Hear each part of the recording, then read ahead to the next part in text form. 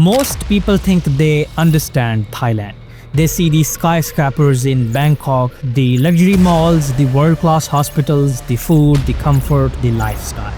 So the conclusion feels obvious. Thailand is rich. But then the numbers say something else. Average incomes stay low, social mobility barely moves, and despite decades of growth, Thailand never joins the ranks of truly wealthy nations. That creates a strange question, one that sparks endless arguments online. Is Thailand secretly poor, or is everyone measuring it wrong?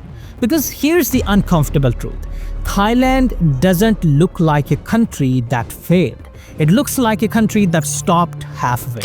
In this video, we are not asking why Thailand isn't rich.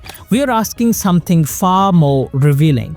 Who is Thailand actually rich for? And by the end, you'll see why Thailand avoids collapse, but also avoids takeoff. Because Thailand's economy isn't broken. It's working exactly as designed. If you judge Thailand by first impressions, the conclusion feels obvious.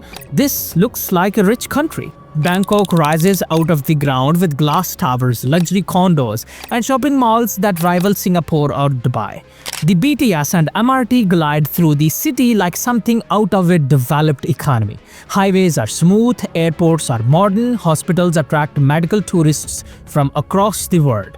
Even outside Bangkok, roads, internet, and basic services remain surprisingly strong. On the surface, Thailand doesn't look like a country struggling to develop. It looks like one that already made it. And for millions of visitors, that impression sticks. Tourists land, exchange a few $100s, and suddenly live what feels like a high-end lifestyle.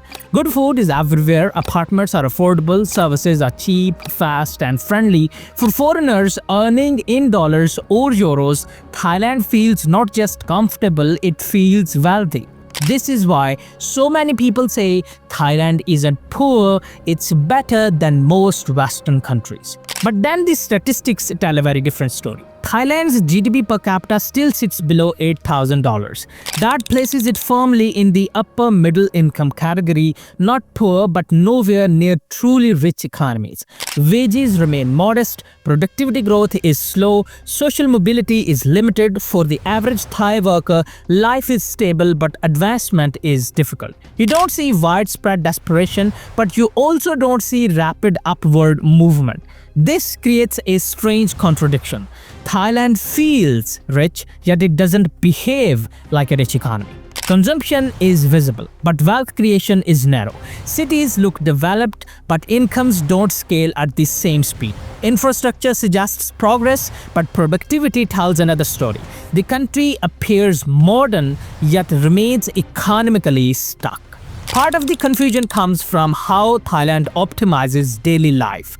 Costs are controlled, informal networks cushion hardship, family support systems remain strong, street food, public transport, and shared living reduce pressure in ways many richer countries no longer can. As a result, quality of life feels high even when income is not. Thailand has mastered comfort without fully mastering wealth. This is why visitors walk away impressed and locals often feel conflicted. To an outsider, Thailand looks like a success story. To many Thais, it feels like a country that has stopped halfway. Not collapsing, not exploding forward, just suspended. Stable enough to function, comfortable enough to endure, but never quite breaking into the ranks of truly wealthy nations. And that's the paradox. Thailand isn't poor in the traditional sense. It has infrastructure, safety nets, and visible prosperity. But it also isn't rich in the way South Korea, Japan, or Singapore became rich, through high productivity, broad income growth, and sustained upward mobility. So the real question isn't whether Thailand is rich or poor. It's this: if Thailand isn't poor, where does the money go? Whenever Thailand's economic limits are questioned, the same defense appears again and again. Thailand has billionaires, and it's true. The country is home to some of Asia's wealthiest families, sprawling conglomerates and dynasties whose influence stretches across retail, telecom, energy, banking, and real estate. On paper, this should be evidence of a rich nation. But here's the catch. Billionaires do not make a wealthy society. Thailand doesn't lack wealth generation, it lacks wide wealth capture. Most economic gains funnel upward into tightly held family networks where ownership, capital, and influence circulate within a small elite. These conglomerates dominate entire sectors, often protected by regulation, licenses, or informal political ties. Competition exists, but it's controlled. Disruption is tolerated only when it doesn't threaten the core hierarchy. This is dynastic capitalism, and it's incredibly efficient at creating stable fortunes but inefficient at spreading opportunity. The same pattern appears when people point out that money stays in Thailand. Again, largely true. Hotels are often Thai-owned, banks are local, land is protected from foreign ownership, and major industries remain domestically controlled. Unlike many developing countries, Thailand hasn't been stripped of its assets by foreign corporations. Yet, domestic ownership doesn't automatically translate into broad prosperity. Tourism, for example, brings in massive revenue, but tourism concentrates income into specific zones, owners, and intermediaries. Millions work in this sector, yet most remain in low-wage service roles with limited upward mobility. Manufacturing tells a similar story. Thailand is an export hub, but much of its manufacturing sits in mid-value assembly, not high-value design, R&D, or intellectual property. Real estate booms enrich landowners and developers, not renters or wage earners. In other words, the economy produces cash, not ladders. Then there is the royal dimension, often misunderstood and rarely discussed clearly. Thailand's monarchy holds enormous assets, but those assets don't function like public wealth.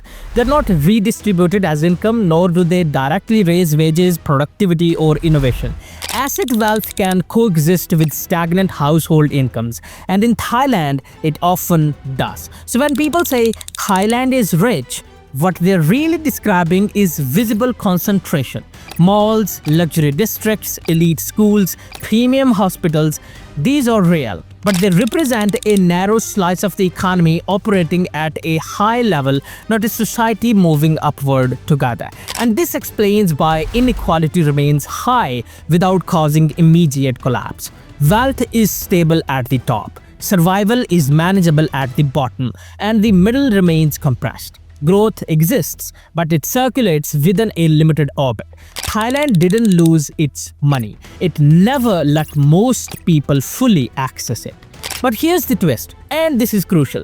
Even concentrated wealth, elite dominance, and dynastic control don't fully explain why Thailand seems unable to break through its economic ceiling.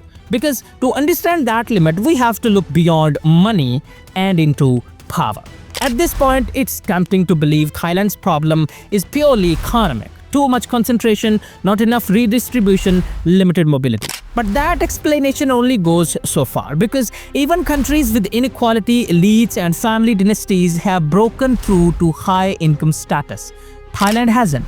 And the reason lies not in markets, but in politics. For decades, Thailand's economy has run into the same invisible wall, a lack of continuity. Governments come and go, policies reset, long-term plans dissolve before they mature. In the history of Thailand's modern democracy, elected administrations rarely complete full terms. And when one does win decisively, it often faces legal, military, or institutional removal. Coups don't just change leaders, they freeze the future. Every time political power resets, so does the country's economic trajectory. Infrastructure plans stall, education reforms reverse, industrial strategy becomes short-term, defensive, and cautious. Instead of building toward a 20 or 30-year transformation, Thailand repeatedly starts over, aiming not for breakthrough but for balance. This creates a subtle but powerful incentive structure. Elites whether military, bureaucratic, or corporate, prioritize stability over ambition. Stability protects existing assets. Stability reduces risk. Stability ensures that those who already hold power continue to hold it.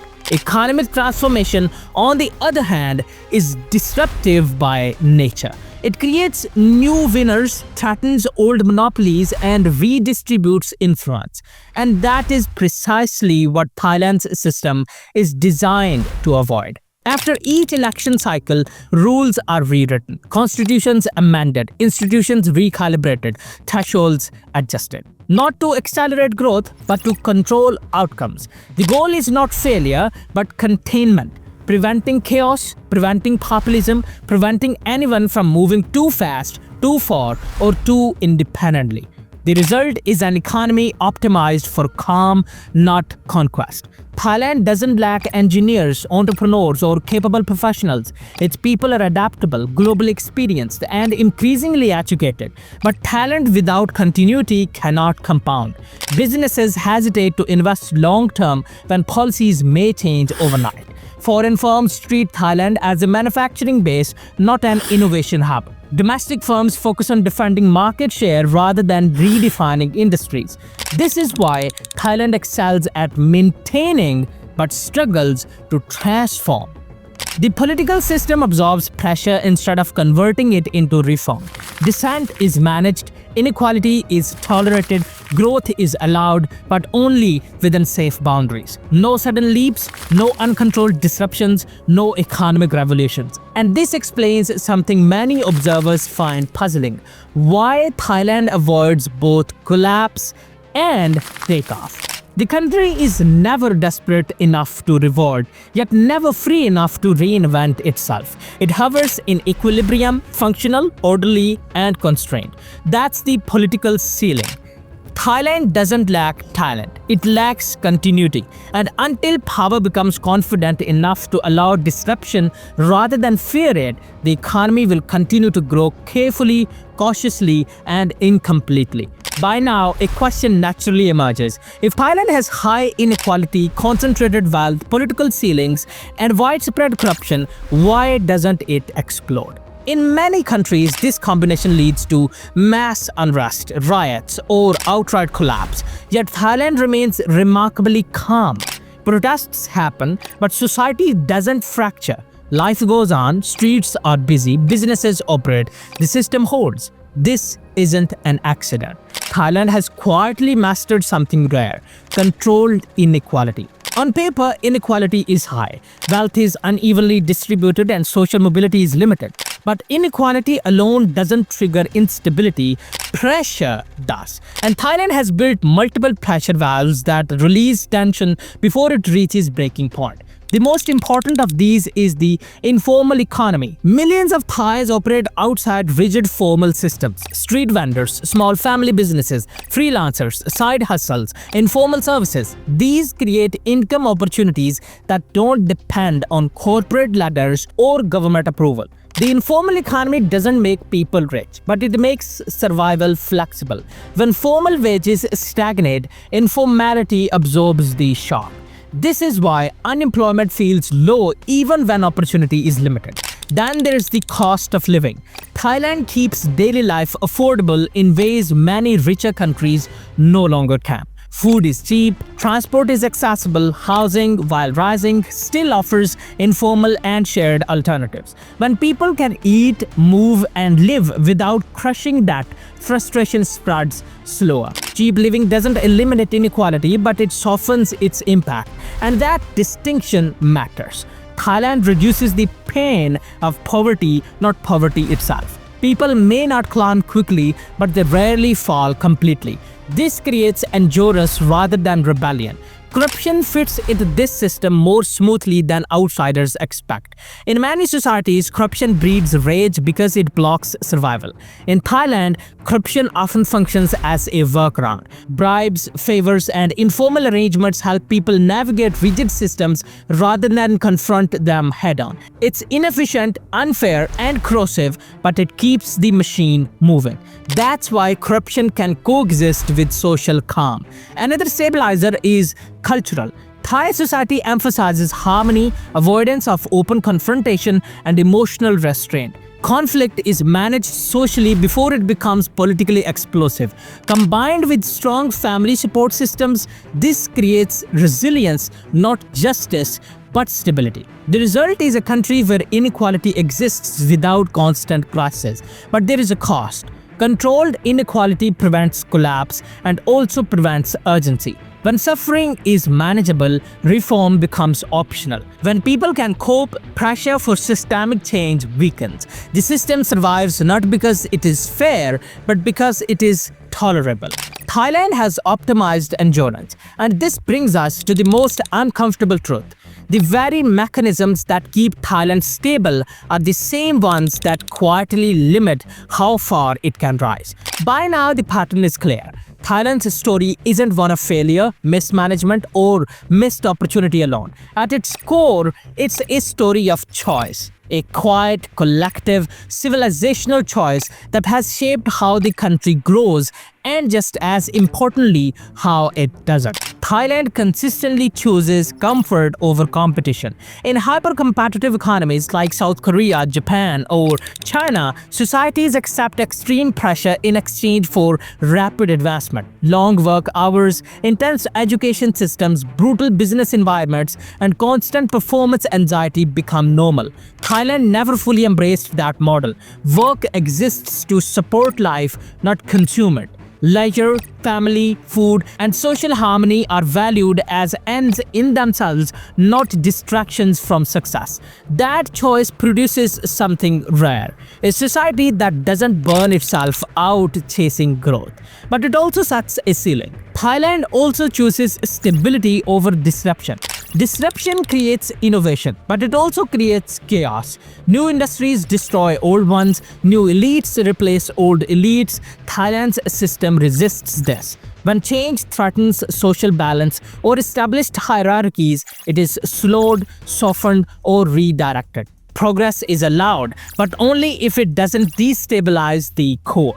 This is why Thailand avoids extremes, it avoids economic collapse, it avoids political revolution, and it avoids economic takeoff. The country sits in a carefully maintained equilibrium, not maximized but controlled. Even Thailand's version of capitalism reflects this mindset. It is capitalism without obsession. Markets exist, profits matter, and wealth is respected, but growth is not treated as a moral duty. There is no national narrative demanding domination, scale at all costs, or global supremacy. The goal is not to win the world, but to live well within it.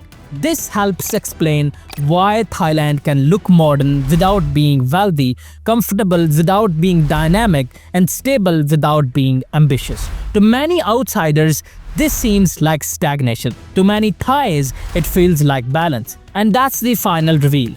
Thailand didn't get stuck accidentally. It didn't simply fall behind. It constructed a system that prioritizes social endurance over economic aggression, harmony over upheaval, and survival over conquest. The result is a country that functions smoothly, absorbs inequality quietly, and resists both collapse and transformation. This doesn't mean the system is perfect. Far from it. Inequality remains real, opportunity remains uneven, power remains concentrated, but the system succeeds at what it was designed to do: prevent chaos. Thailand is not racing toward the top. It is pacing itself to never fall apart. And that leads us to the truth that makes this story so uncomfortable and so misunderstood. Thailand didn't fail to become rich. It chose a system where not everyone wins, but almost no one starves. If you wanna know who really gets rich in Thailand while most people stay behind, check out my next video. The whole world depends on Thailand, but Thailand is still not rich. Thanks for watching, mate, and a bundle of thanks for hitting the subscribe button.